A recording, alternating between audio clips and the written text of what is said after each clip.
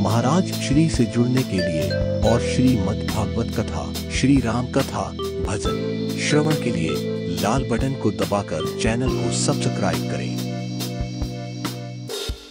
भवानी शंकरौ वंदे। ये 7 कांड के 7 श्लोक हैं, क्योंकि अयोध्या कांड में शंकर जी का ही विश्लेषण है। कैसे परिवार एकजुट रहना चाहिए और कैसे दशरथ जी के बिखरते हुए परिवार को भरत जी ने एक श्रृंखला में बांधे रखा। और कैकेयी का चरित्र शंकर का ही चरित्र है, जो विष पिए, मुस्कुरा के गम का जहर जिसको पीना आ गया, ये हकीकत है जहां में उसको जीना। यहां पर हर एक व्यक्ति जहर ही पी रहा है, चाहे वो राम हो, उनको भी एक तरह से वहां भेजा जा रहा है। राम को भी, भरत जी को भी राम का वियोग रूपी जहर पी रहे हैं। कैकेयी को भी भरत की जो फटकार है वो जहर की ही तरह है। समुद्र का मंथन है, समुद्र मंथन में जहर निकला है। शंकर जी का चरित्र है। कैसे? इसलिए संसार में अगर पूजा होती, मैं सोच रहा था कि यहां मथुरा में कृष्ण जी तो द्वारकाधीश विराजमान है ही, और चित्रकूट में राम जी भी हो गए, हमारे शंकर जी को क्यों छोड़ दिया? शंकर जी बताओ, मथुरा में कृष्ण जी तो विराजमान है ही, और चित्रकूट के राम जी भी विराजमान हो गए। तब हमको पता लगा मसानी भी है, आगे लिखा हुआ। मसानी में तो हमारे बाबा विश्वनाथ जी हैं, क्योंकि जब भी हमारे काशी का जो पढ़ा जाता है ना संकल्प, तो काशी का जो संकल्प पढ़ा जाता है, गौरी त्रिकंटक विराजते महाश्मशाने भागीरथ्या पश्चिम तटी। पूरी वाराणसी के किसी भी क्षेत्र में अगर आप कोई सत्कृत्य करो, अगर आप संकल्प लोगे तो कहा जाएगा महाश्मशाने। ये सब भूत प्रेत हैं, ये सब हम लोग, क्योंकि सब महाश्मशान से आए हैं। इसलिए महाश्मशाने गौरी त्रिकंटक विराजते भागीरथ्या पश्चिम तटे। तो इसलिए मैंने सोचा कि यहाँ राम जी भी हैं, कृष्ण जी भी हैं, तब ध्यान आया मसानी भी है इसके साथ में। ये मसान के बाबा भी यहाँ पर विराजमान है। हनुमंत लाल जी महाराज तो विराजमान है ही, राम जी भी विराजमान हैं, और भगवान कृष्ण जी को तो यहाँ विराजित करो चाहे ना करो, वो तो सबके दिल में बैठे ही हुए हैं। ये ब्रज भूमि है, इसलिए सभी जगह विराजमान है। तो ऐसे भवानी शंकरौ वंदे। इसलिए मैं बता दूं कि राम जी का दरबार पूजा जाता है, लेकिन राम जी का परिवार नहीं पूजा जाता। कृष्ण जी के भी परिवार की पूजा नहीं होती, परिकर की पूजा होती है। और एक बात मैं आपको बता दूं, अगर दरबार दुनिया भर में किसी का पूजा, परिवार किसी का अगर पूजा जाता है, केवल शंकर जी का ही परिवार पूजा जाता है, और किसी का भी परिवार पूजा नहीं जाता। इसलिए कि भगवान शंकर जी जैसा मुखिया होना बड़ा मुश्किल है, क्योंकि कहते हैं लोग 5 उंगलियां बराबर नहीं होती, और भगवान शंकर जी की 5 उंगलियां क्या है, एक भी उंगली बराबर नहीं है। बिल्कुल विषम विषम परिस्थिति के लोग हैं वहां पर। भगवान शंकर जी का वाहन नंदी, भगवती पार्वती जी और पार्वती जी का वाहन सिंह। अगर सिंह को मौका मिले तो नादिया को फाड़ दे। भगवान शंकर जी के गले में अहिराज सर्प, और उनके बड़े बेटे कार्तिकेय जी के वाहन मोर। अगर मोर को मौका मिले तो एक भगवान शंकर जी थोड़ा सहन करें, एक सांप को उड़ा ले जाए। गणेश जी का वाहन चूहा, और भगवान शंकर जी के गले में सर्प, उसको मौका मिले तो चूहा को घटक जाए। लेकिन आपने कभी सुना कि भगवान शंकर जी के परिवार के अंदर में किसी भी प्रकार का विग्रह हुआ हो? कभी नहीं हुआ, क्योंकि मुखिया अगर शंकर जी के समान है तो कहीं कुछ नहीं हो सकता। सारी परिस्थितियां अपनी जगह पर है, और प्रत्येक आदर्श है, एक से एक भगवान शिव तो पूज्य है ही। कभी कभी देखा जाता है कि बाप को दुनिया भर सम्मान करते हैं, लेकिन बेटे के नाम पर गाली देते हैं कि देखो इसको बहन मूल सुत भय घमोई, ये जाकर के पैदा हुए इनके। कहीं कहीं बेटे को बड़ा सम्मान होता है, लेकिन पिता को कोई नहीं पूछता। लेकिन यहाँ पर पिता भी जगत पिता है, और भगवान शंकर जी तो गणेश जी महाराज तो देवाधिपति, और इतने नहीं। और ऐसे आदर्श हैं, माता पिता की भक्ति का आदर्श अगर किसी को माना जाता है तो शंकर जी के दोनों पुत्र आदर्श हैं। गणेश जी महाराज इतने आदर्श हैं कि शिव पुराण के अनुसार उन्होंने अपने माता पिता की परिक्रमा की और विश्ववंदे हो गए वो। और अगर कार्तिकेय जी को देखें तो कार्तिकेय जी की विशेषता क्या है? कार्तिकेय जी अखंड ब्रह्मचर्य व्रते हैं, क्योंकि उनके लिए जब बेटी को देखा गया और जब कार्तिकेय जी आए तो पूछा उन्होंने कि माँ भगवती बहुत प्रसन्न थी, पार्वती जी बेटा अच्छा हो गया, बहू आने वाली है। तो मैंने मुझे देख लिया, बहुत अच्छी है। बोली कितनी सुंदर है? कहा जिस प्रकार से मैं हूं ऐसी सुंदर है। कार्तिकेय जी ने कहा कि आप तो मेरी माँ हो, अगर आपके ही समान है तो मेरे लिए वो आपके ही तरह बंदनीय है, इसलिए मैं उसके साथ में विवाह नहीं कर सकता। इतना आदर्श बेटा कि पार्वती जी की तरह उन्होंने कह दिया अपने मुखार, क्योंकि अपने बाप का बेटा है।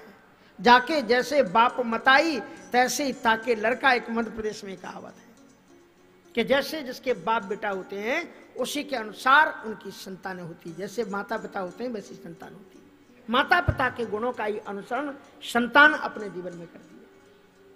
और इनके पिता ऐसे हैं कि एक बार सती जी ने सीता जी का रूप धारण कर लिया, उतने में ही उन्होंने सीता जी का सती जी को कहा कि यही तन सतई भेंट अबनाही और शिव संकल्प की न मनमाई, क्योंकि सीता जी की तरह बन गई। सीता जी नहीं बनी, सीता जी की तरह बन गई।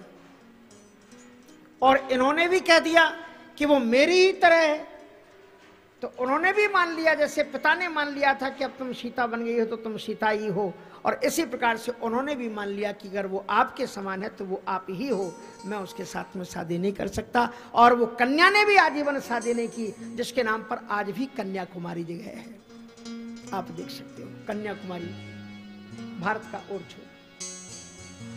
ऐसा परिवार, ऐसे आदर्श माता पिता के अगर पुण्य देखना हो, ध्यान रखना, नोट कर लेना, अगर माता पिता पुण्यवान हैं कि क्या है, बुरा नहीं मानना। हो सकता है आपके परिवार में कुछ चाहते हुए भी विषम घटनाएं, ना चाहते हुए भी विषम घटनाएं घटित हो जाती हैं, उन्हें आप अलग रख देना।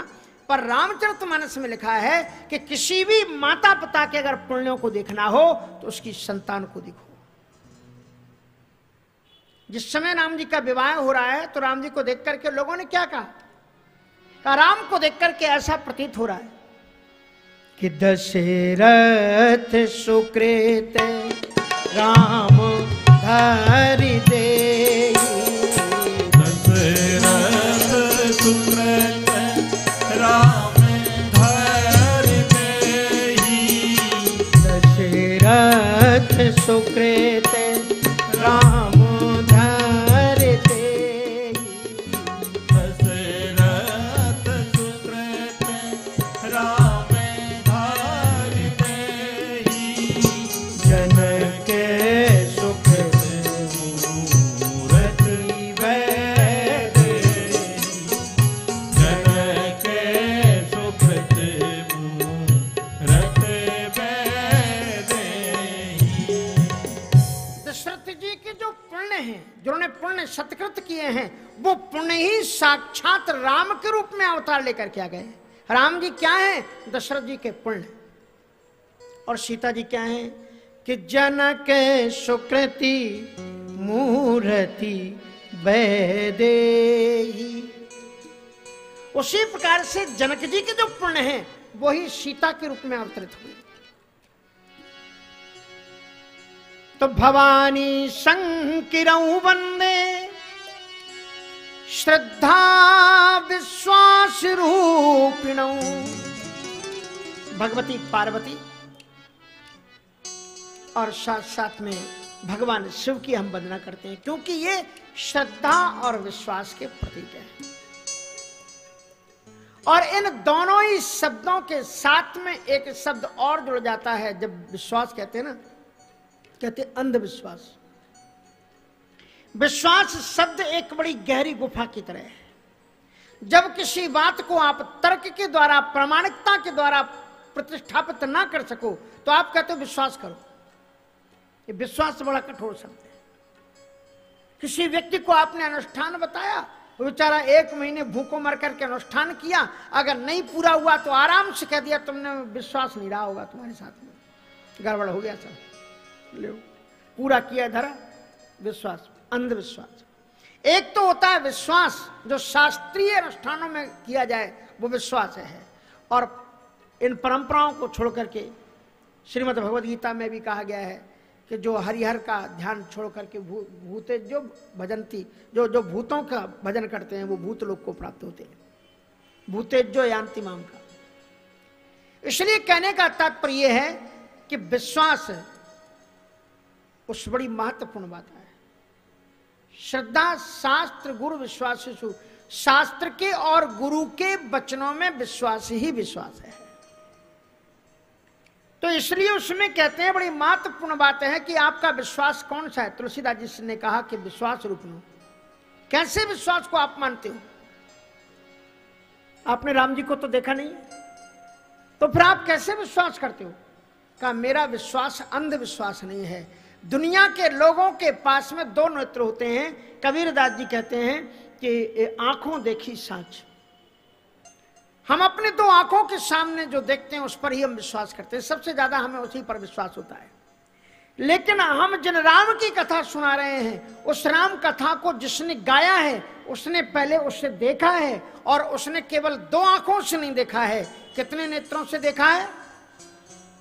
शंकर राम रूप अनुराग, शंकर राम रूप अनुराग, नयन पंचदश अति प्रिय लागे, नयन पंचदश अति प्रिय लागे, शंकर राम रूप अनुरागे, शंकर राम रूप अनुरागे, नयन पंचदश अति प्रिय लागे, नयन पंचदश अति प्रिय लागे, शंकर राम रूप अनुरागे, नयन पंचदश अति प्रिय लागे। जिन भगवान राम ने भगवान शंकर जी ने इस कथा को गाया है, इसलिए उन्होंने कहा कि ये रचना किसने की? गोस्वामी तुलसीदास जी ने स्पष्ट कह दिया, इसकी रचना मैंने नहीं की है। रामचरित शंभु प्रसाद सुमति ही हुलसी। गोस्वामी तुलसीदास जी ने रामचरितमानस में प्रकारांतर से दो निजी पात्रों को स्मरण किया है, एक अपने गुरु को और एक अपनी माँ को। और अपनी माँ को पूरे तुलसी साहित्य में अगर कहीं स्मरण किया तो इसी चौपाई में किया, शंभु प्रसाद सुमति ही हुलसी।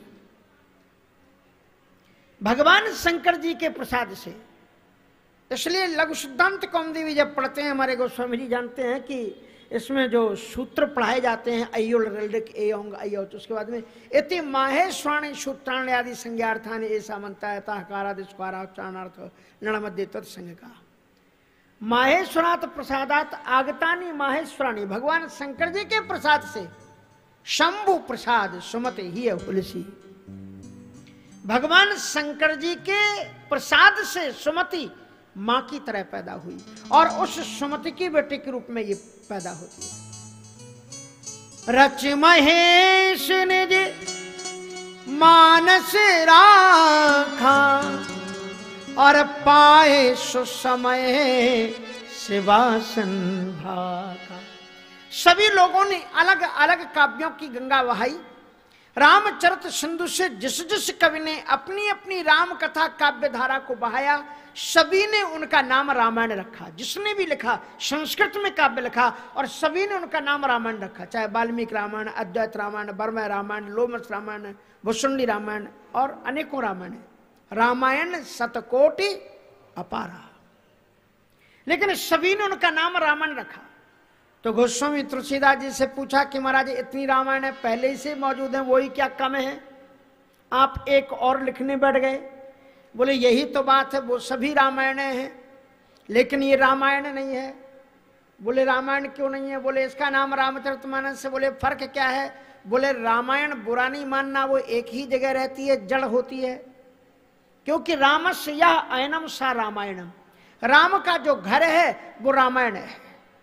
अब राम का घर अयोध्या में है, अगर आपको अयोध्या में राम स्थित हैं, अगर आपको उनसे मिलने जाना है तो आप में सामर्थ्य अगर होगी अयोध्या तक जाने की तो ही आप राम को मिल सकोगे। अयोध्या आपके पास में चल करके नहीं आएगी, ये निश्चित रूप से है। लेकिन गोस्वामी तुलसीदास जी कहते हैं कि मेरी जो कविता है, कविता भनित भूति भल सोई, इसकी उपमा वो किससे देते हैं? सुरसरी सम, सुरसरी मानी गंगा से देते हैं। और गंगा आपके पास में, आपको जाने की जरूरत नहीं है, गंगा आपके पास तटबंधों से होते हुए, गंगोत्री जाने की जरूरत नहीं, आपके तटबंधों से होते हुए आपके बीच में गुजरती है। कहा लेकिन वो भी कहीं कहीं से जाती है। तो कहा तो सुनो, ये जो जड़ जंगम तीर्थ राजू, उन्होंने एक जड़ जंगम, एक चलता फिरता प्रयाग बताया। और ये संत समाज रूपी प्रयाग जहां पहुंच जाता है वहीं पर गंगा जमुना सरस्वती का प्रवाह प्रवाहित उठता है। यही कथा की विशेषता है। और इसलिए राम कथा वो सुरसरिता है जो हर एक गरीब से गरीब की झोपड़ी में जाती है, अमीर से अमीर के महलों में भी मंगल भवन अमंगलहारी गूंजती है। अगर पढ़ा लिखा आदमी है तो वो भी रामचरितमानस में डूब जाता है, और अगर बिना पढ़ा लिखा गंवार भी है तो वो भी बड़े प्रेम से यही कहता है कि राम भगत जैसे जल भरिता सो, राम जी के आश्रय पर में शोभत पाऊं प्रसाद। इसलिए कहते हैं कि इसका नाम रामायण नहीं है। तो बोले इसका नाम क्या है? कहा रामचरितमानस है। बोले ये रामचरितमानस आपने अलग कहां से नाम रख दिया? कहा इसलिए इसका नाम रामचरितमानस है। बोले क्यों रखा आपने ये नाम? रच महेश निज मानस राखा, पाए सुसमय शिवासन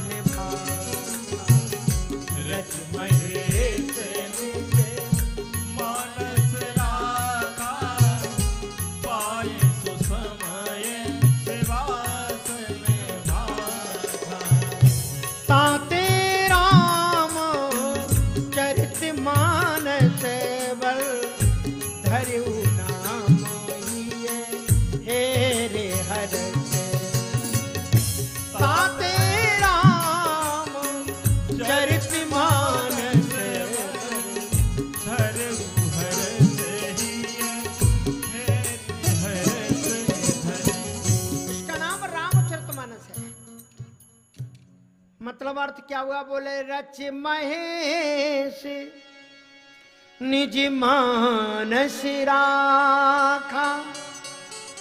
आप मुरब्बा तो खाए होंगे ना? मुरब्बा जितने अधिक दिन तक पकता है उतनी उसकी मिठास और लावण्यता उसकी बढ़ती है।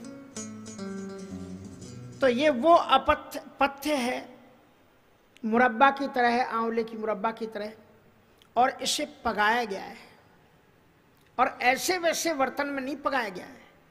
रच महेश निज मानस राखा,